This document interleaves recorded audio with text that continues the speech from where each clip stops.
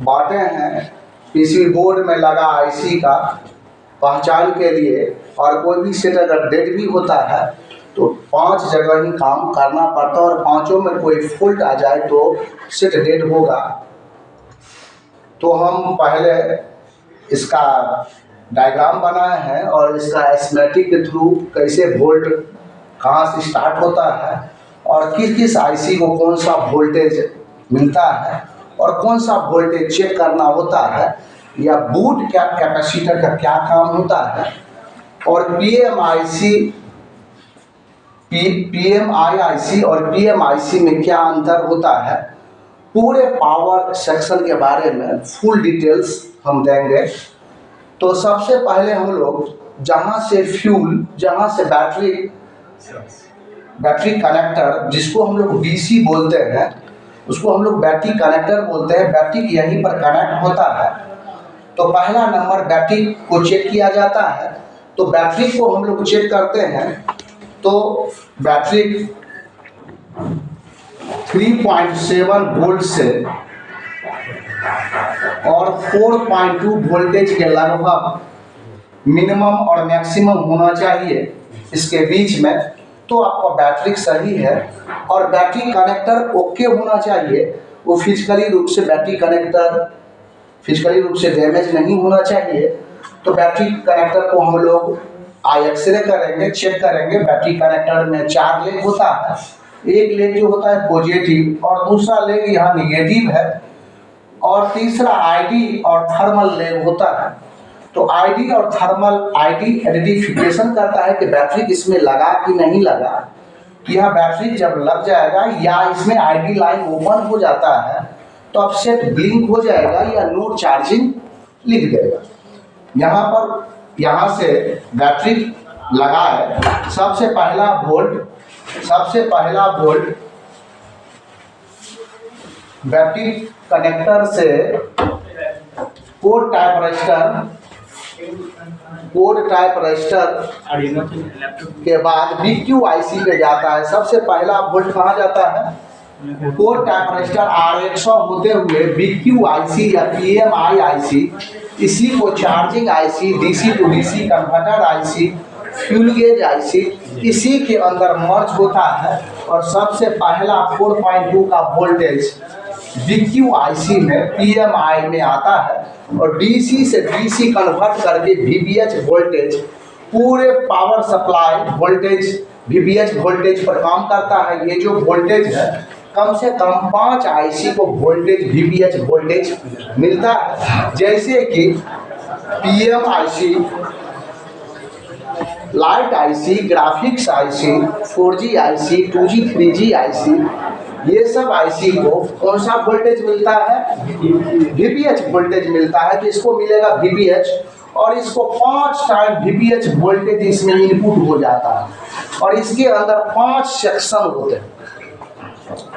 तो यहाँ से बक सेक्शन का हम यहाँ पर जिक्र कर रहे हैं कि PMIC बक सप्लाई वोल्टेज, ये सप्लाई जो है बक सप्लाई है, ये वोल्टेज यहाँ पर वोल्टेज जो होता है कम होता है और एम्पियर ज़्यादा होता है।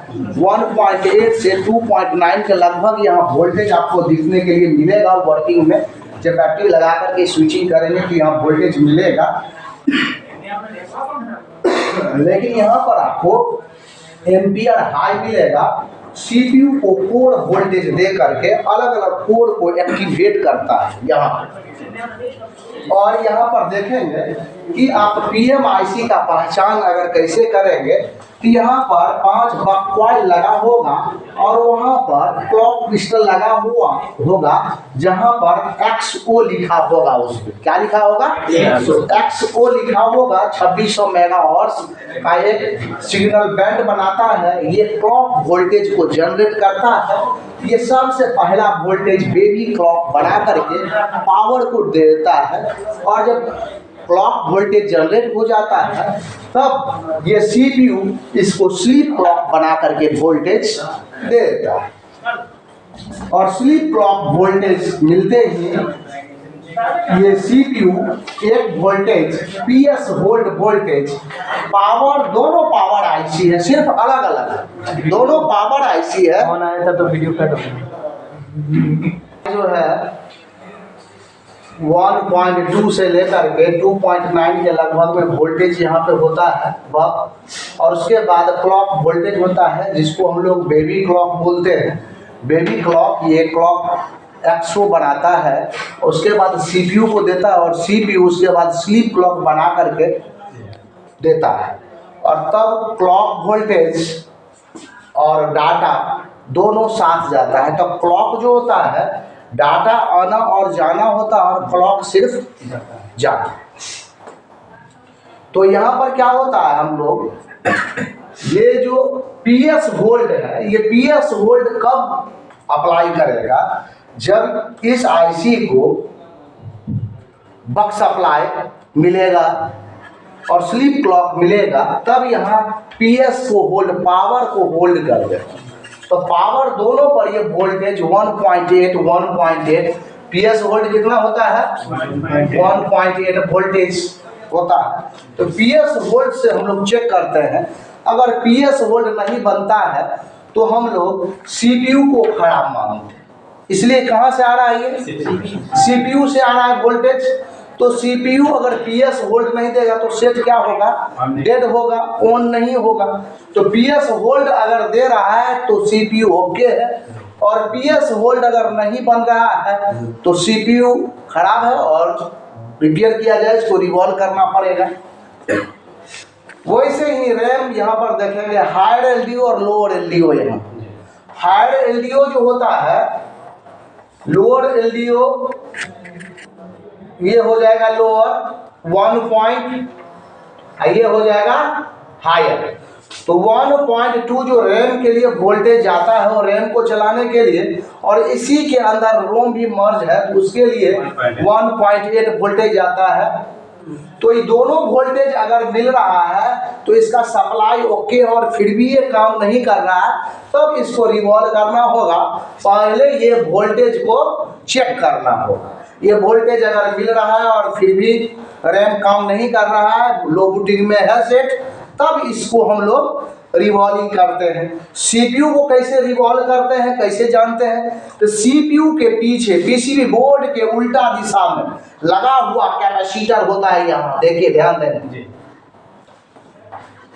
सीपीयू जहां लगा है उसके उल्टा भाग में कैपेसिटर लगा होता है। अधिक से अधिक संख्या में उस कैपेसिटर को चेक करके हम सीपीयू का हेल्थ चेक करते हैं। ऑल आईसी के बारे में बता रहे हैं, इसका हेल्थ कहाँ चेक करते हैं, सीपीयू के पीछे कैपेसिटर पर। लेकिन 60 ओम, 60 से कम अगर आता है तो सीपीयू का हेल्थ खराब माना जाता है, और 60 से ऊपर आता है तो सीपीयू को ओके माना जाता है।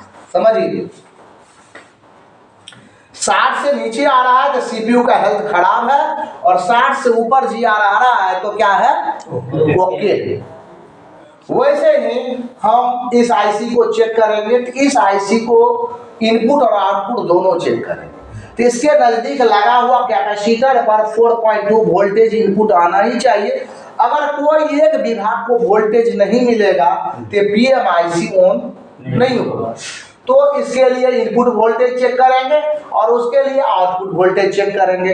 तो आउटपुट वोल्टेज यहाँ पर चेक करेंगे, यहाँ पर चेक करेंगे तो 1.7, 1.8, 2.9, 1.8, 1.7 या 1.3 ऐसे 5 के लगभग इसमें मिलता है। इसका मतलब वोल्टेज आपको, लेकिन जानेंगे कैसे वोल्टेज मिलता है फिर भी काम नहीं करेगा।